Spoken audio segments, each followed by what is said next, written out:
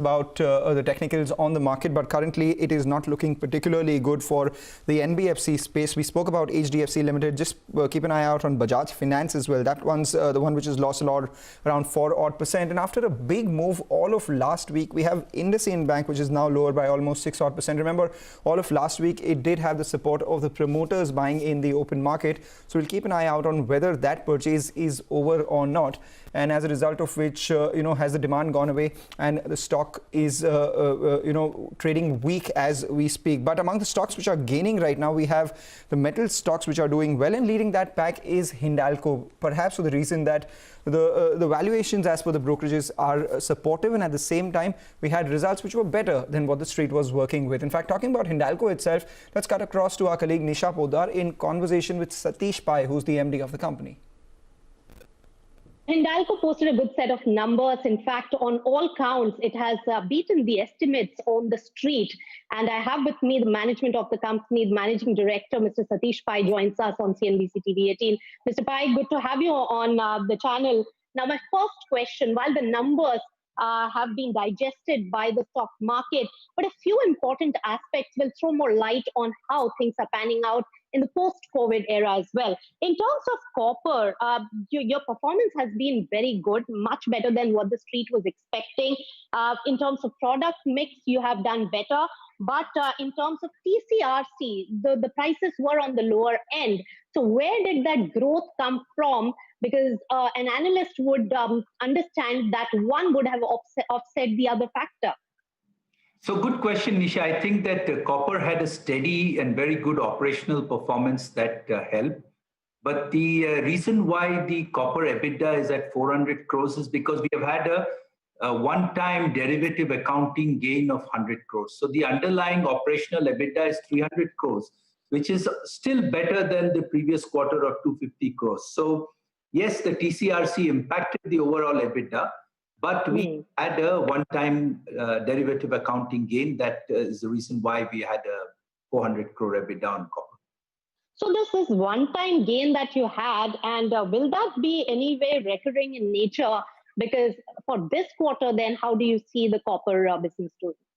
No, I think going forward, the one-time gain will not happen because normally these things even out over a period of year. But quarter four, because of COVID, saw some wild swings in the copper LME price as well as the rupee, and hence the derivative accounting threw up this gain. So I think going forward, you will not see this one-time gain. It will be more of a normal operational performance.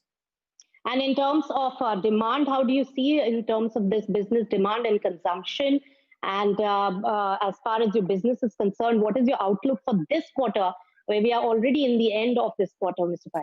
So I think this quarter for probably all businesses is going to be the worst quarter from a demand point of view, because the majority of the COVID impact, at least for Indian companies, has been sort of last week of March and April and May. And I think after that, all the businesses are coming back. So for us, we managed to export 90% of the metal that we produced in aluminium. So we have managed to keep our plants running. The aluminium business was running at 90% capacity, and we have managed to export 90% of the metal. The copper business had to shut down in April and restart in May. So I think that in Q1, you're going to see most of the COVID impact. Hopefully in Q2, we get back to normal. All right. And is there an indication in terms of guidance that you can give for this quarter, Mr. Pai? No, I don't think I can give a forward guidance, but all I can say is that most of the COVID impact will be seen in Q1. All right. And in terms of the aluminium volumes, they were down 3%, while 10% of the period went in the lockdown phase. Of course, the cost benefits are coming in because of the raw material costs being favorable for you. But what has really impacted in terms of gaining better performance? And on the other hand, how is coal impacting your numbers as a single largest component?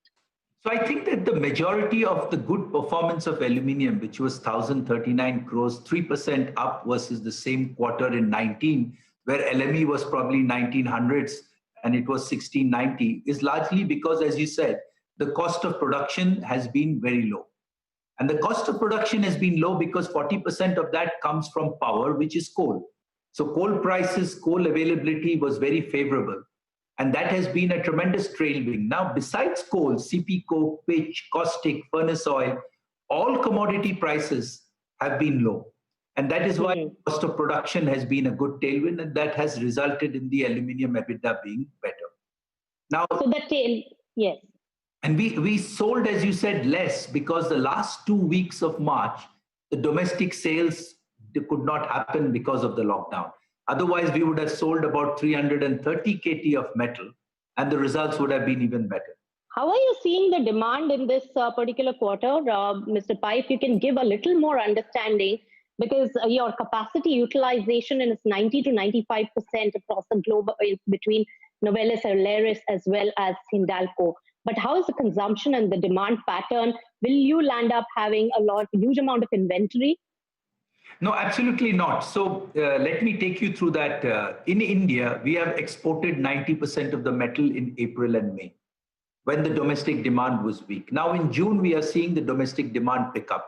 So I think in this quarter, we will be selling domestically only 20-25%, the rest will be exported. So that is right. Not have an inventory build up in India because we are exporting it. All right, so this was about the businesses, but what about your big acquisition? We are speaking to you for the first time after you completed the Aleris acquisition, which is a large transaction, $2.6 billion. Now, Duffel unit will have to be sold as per European Union's Commission, Antitrust Commission's, directive, and the conditioned, approval that was given by that particular regulator. Now it's stuck in China for its approval. What is it that you're looking for, and how confident are you to get it? Is there a timeline set for it, and could it put a risk to the overall deal at all? It doesn't put a risk. I think that the European Commission is waiting for China to approve the deal. The long stop date for the European Union is July 5th. If China needs to approve the deal before July 5th, if they don't do it, then the ball goes back into the European Commission's court, and they have various options. They can either give us more time, they can tell us to find a new buyer, they can waive the whole process of trying to sell it.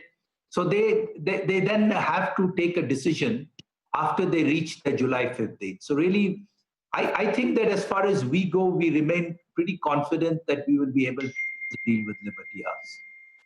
All right, so that is an important aspect. But on the other hand, what about your debt EBITDA, debt equity levels after this transaction? Just completed it.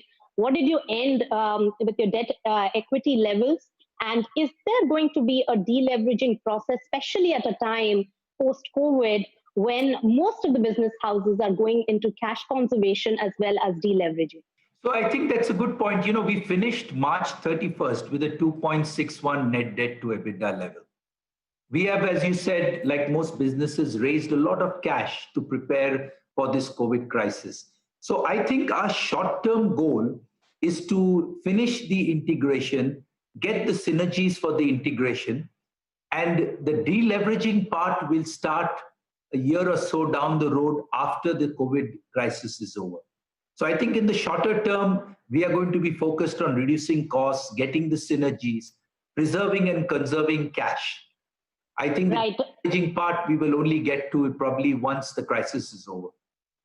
So you said preserving cash. So CAPEX, in terms of that also, you're going to cut down on your CAPEX. Can you give us more details on that? So for example, in India, we had originally planned around 2,300 crores of CAPEX. The current goal we are going is 1,500. And it's 1,500 because 350 of it is the Utkal expansion that will finish this year.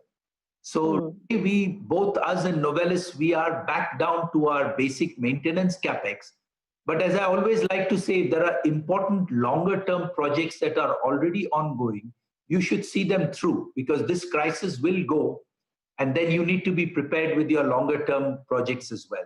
All right, Mr. Pai, thanks so much for joining us with all those details on forward-looking outlook also on your aluminium as well as copper business. Thank you so much for joining us. Yeah, thank you, Nisha.